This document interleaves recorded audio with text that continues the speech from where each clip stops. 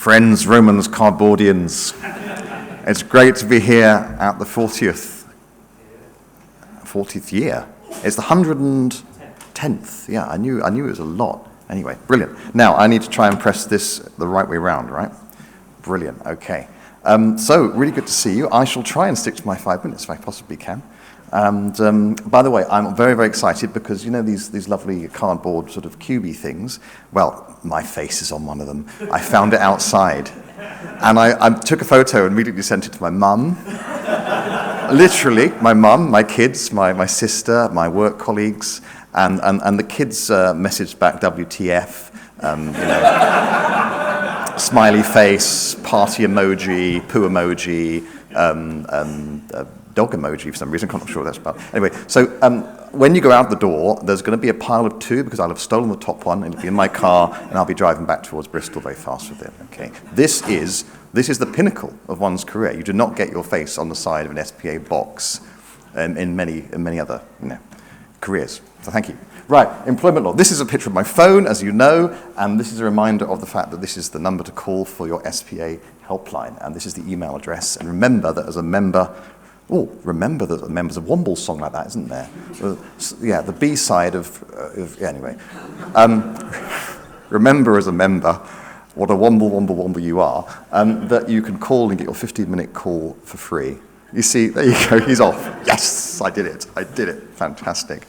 Right, recently, people have been calling the phone, and I've been sitting there in my oak-panelled room with my quill waiting for the phone to ring, and I've been talking to you lovely people about things like people going AWOL, sickness absence, or sometimes AWOL on sickness absence, being in prison, that's obviously not for the caller, but for the employee who was AWOL, performance and failing a drug test. A couple of drug test fails recently. Again, that's not for the SPA member, but for the poor employee who didn't turn up or turned up and then got a test. Any of you have a drugs test piece of kit on site?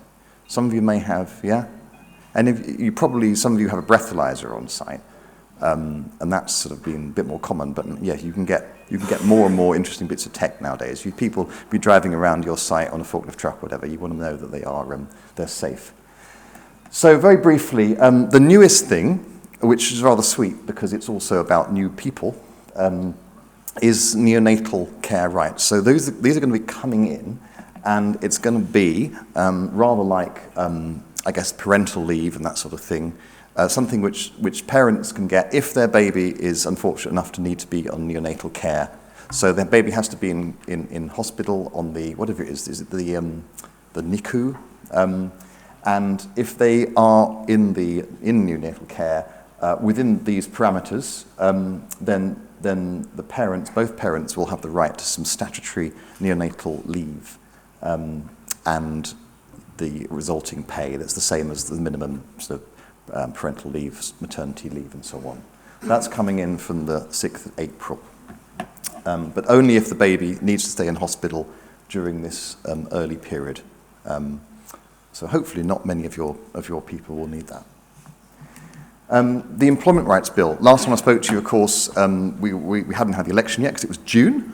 So here we are now facing the Employment Bill. The Employment Bill, as it's currently going through Parliament, will take a few more months. You know how it goes. You have to have a reading in the Commons, and then the Lords, and the Commons, and the Lords again. So it's bouncing backwards and forwards between those at the moment. It'll go into committee stage and so on.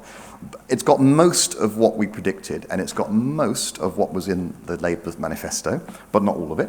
So we are definitely looking at unfair dismissal rights from day one, which will be a big change. So no more waiting for 2 years until you think they're no good, and then getting rid of them on the last weekend before the 2 years. You're going to need to recruit better, smarter, try and get the people you want at the beginning. That's coming on the 1st of October 26. So yes, that's October 26. So there is a bit of a lead-in time. And it's for people like you. The government is trying to give you lots of time to prepare and so on. But yeah, bear in mind, your recruitment may be good, but can you get it even better so you're even more clear about who you want and the skills you want, and so you make the best decisions you can at the beginning. For those who are in their first 9 months, there's going to be this new statutory probationary period where it's going to be easier to exit them for poor performance, but still not as easy as it is now. And then we wait to see what on the flesh on the bones will be of that. We don't know yet. The time frame for bringing a tribunal claim, you probably all know, is 3 months. You wait 3 months in the day since you sack someone, no claims come through, you might be okay. Unless, of course, the claim is in London, where the tribunals take 6 months to process the claim. So you may be waiting 12. But the 3-month time limit for bringing a claim is going up to 6 months. That fits with what's more normal in the county court and so on. That's quite a long time to wait. But that's another big change that's coming in. Firing a rehire is getting more and more difficult. Some of you may occasionally come across the need to do that. If you want to change terms and conditions, well, that's going to be harder. Statutory sick pay from day one, you probably already know that. Those 3 working days, or waiting days rather, will go. So that will add to your pay bill. Flexible working is going to be easier to ask for, but the only change they're making is that they're going to make it, you can say no still for the same list of reasons as you currently can say no, but you have to show it's reasonable for you to say no according to those reasons. Now, I don't think I've ever come across an employer who wasn't reasonable already in saying no for one of the reasons on the list. And if any of you have gone down this process, you'll know the list is a nice, long, very, very wide set of words, which includes things that, to the extent of, it doesn't work out for us. It wouldn't be that useful.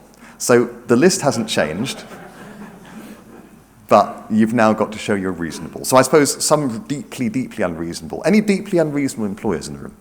I think there's one at the back. Yeah, you. Okay, well, apart from you. I jest. You're all lovely. It's going to be the same.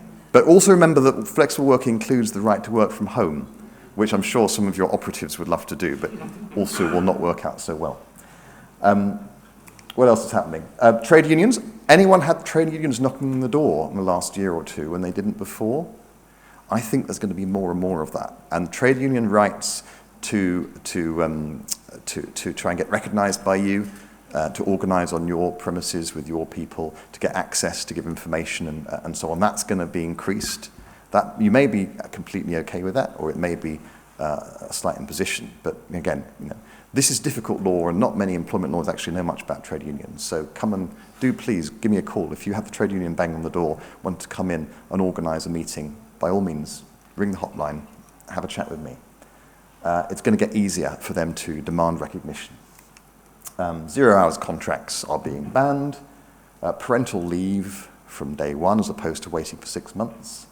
And there could be a new enforcement body to enforce individual rights. At the moment, if you breach anyone's employment rights, then you have to, you wait to see whether the employee is going to bring a claim against you in the tribunal. Of course, most people don't, because they come across people like me then, and they think, well, no, I won't do that.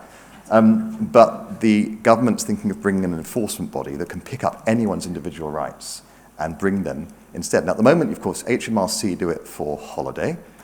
Health and safety do it for things like stress and so on, which come into my area. But there's very little else that is done by a national enforcement body. Well, the government's thinking of doing that. So, be good. That's it. How did I do, Tim? Not too bad.